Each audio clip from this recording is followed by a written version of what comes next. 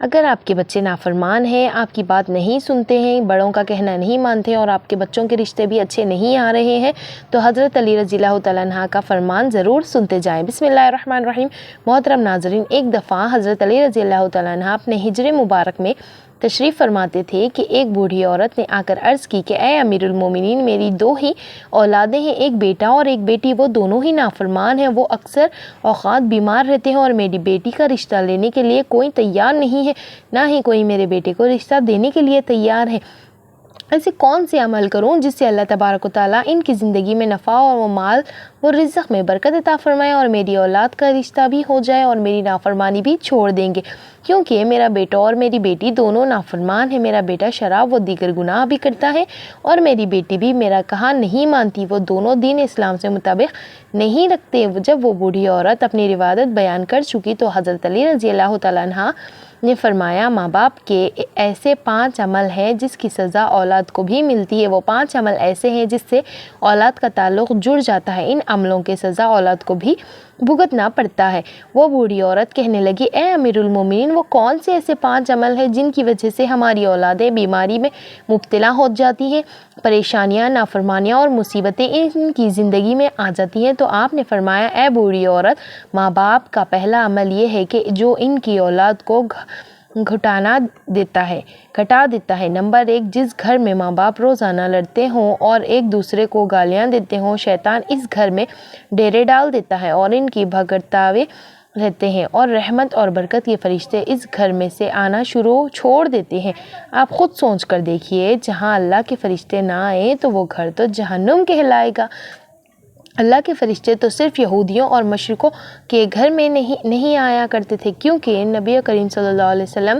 تعالیٰ فرمانے کے مبارک کا مفہوم کچھ یوں ہے کہ ایک دوسرے کو گالیاں دینا دین اسلام میں حرام ہے۔ محترم ناظرین، کیونکہ ماں باپ کو دیکھ کر ہی اولاد جوان ہوتی ہے، اولاد نہ تو یہی دیکھتی ہے میرے ماں باپ ایک دوسرے کو گالیاں دیتے ہیں، لڑائی جھگڑے کرتے ہیں۔ اب اولاد سے اگر ماں باپ یہ امید کریں گے کہ میری اولاد فرمانبردار ہو، ایسا نہیں ہو سکتا۔ اسی لیے حضرت علی رضی اللہ تعالیٰ عنہ فرمایا کہ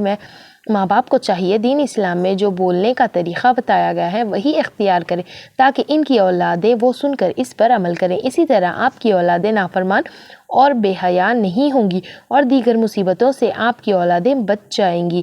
نمبر 2، جس گھر میں ماں باپ قرآن مجید پڑھے ہوتے ہیں وہ گھر میں تلاوت قرآن نہ کرتے ہوں، ان کے گھروں میں بے برکتی نازل ہو جاتی ہے اور شیطان کے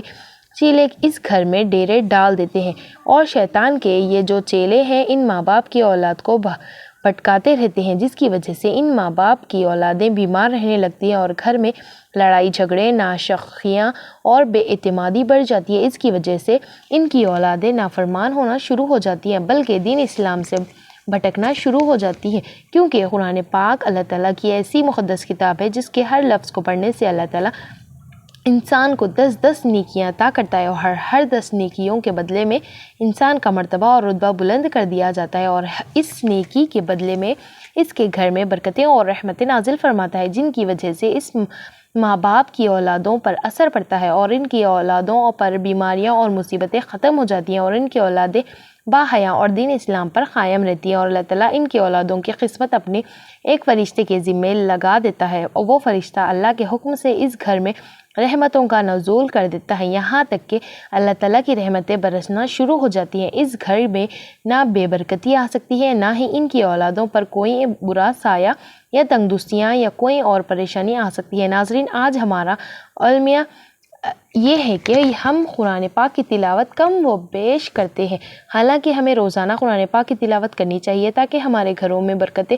اور رحمتیں نازل ہوں۔ نمبر 3، حضرت علی رضی اللہ تعالیٰ عنہ نے فرمایا کہ ماں باپ کے بے پردگی کی وجہ سے ان کی اولادوں پر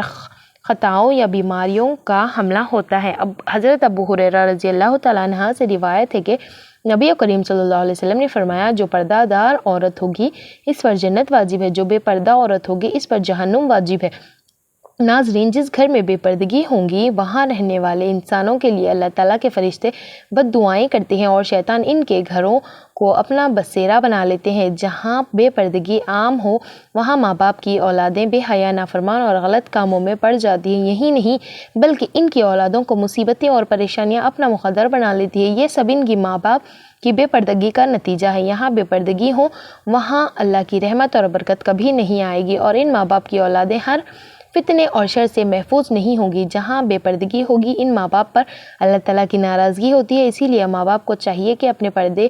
کا خاص انتظام کرے اور اپنی اولادوں کو بھی پردے کی تلقین کرتے رہیں، تاکہ ان کی باحیا بیٹیاں بی بی فاطمہ الزہرا رضی اللہ تعالیٰ عنہ کی پیروی کر سکیں۔ میری مائیں، بہنیں اور بیٹیاں، یہ واقعہ ذرا غور سے سنیں کہ جب بی بی فاطمہ رضی اللہ تعالیٰ عنہ کو حضور اکرم صلی اللہ علیہ وسلم شادی کے بعد اپنے گھر لے کر جا رہے تھے تو آگے راستے میں ایک نابینا صحابی بیٹھا ہوا تھا، تو پھر بی بی فاطمہ الزہرا رضی اللہ تعالیٰ عنہ نے اپنے چہرے مبارک پر پردہ ڈال دیا۔ اسی لیے میری تمام ماؤں، بہنوں اور بیٹیوں سے گزارش ہے، اپنے پردے کو اپنی زندگی کا مقصد بنا لے۔ پردہ عورت کا زیور ہے اور عورت زیور کے بنا اچھی نظر نہیں آتی، اسی لیے میری تمام بہنیں اور بیٹیوں سے گزارش ہے اپنے پردے کو بی بی فاطمہ الزہرا رضی اللہ تعالیٰ عنہ کی طرح اپنائیں، تاکہ اللہ اور اس کے رسول صلی اللہ علیہ وسلم بھی خوش ہو جائیں اور آپ کی یہ دنیا اور آخرت سنوار جائیں۔ نمبر 4، حضرت علی رضی اللہ تعالیٰ عنہ نے فرمایا، جو ماں باپ دوسرے کسی ماں باپ کے اولادوں کے لیے اچھا نہ سوچتے ہوں یا نہ دیکھتے ہوں، ان کی اولاد پر اللہ تعالیٰ بھی وہی فرمان جاری کر دیتا ہے۔ جو لوگ دوسروں کی اولادوں کے لیے برا سوچتے ہیں، اللہ تعالیٰ ان کی اولادوں کے لیے بھی برا کرتا ہے، کیونکہ اللہ واحد لا شریک، اس کے بے پناہ قدرت ہے۔ اللہ تعالیٰ کسی بھی ماں باپ کی محبت سے زیادہ اپنے بندے سے پیار کرتے ہیں۔ جب تم کسی کی اولاد کو دھوکہ یا کسی پریشانی میں ڈالو گے تو اللہ تعالیٰ وہی نظریے آپ کی اولادوں پر مسلط کر دیتا ہے۔ تم اگر کسی کی اولاد کے لیے اچھا سوچو گے تو اللہ تعالیٰ اپنی اولادوں کے لیے بھی اچھا سوچے گا۔ حدیث پاک کا مفہوم ہے، نبی کریم صلی اللہ علیہ وسلم کی خدمت اقدس میں ایک صحابی نے عرض کیا، یا رسول اللہ صلی اللہ علیہ وسلم، فلاں صحابی کسی عورت کو چھپ کر دیکھتے ہیں۔ تو آپ صلی اللہ علیہ وسلم نے اس صحابی کو فرمایا، تم اس کو بلا کر لاؤ۔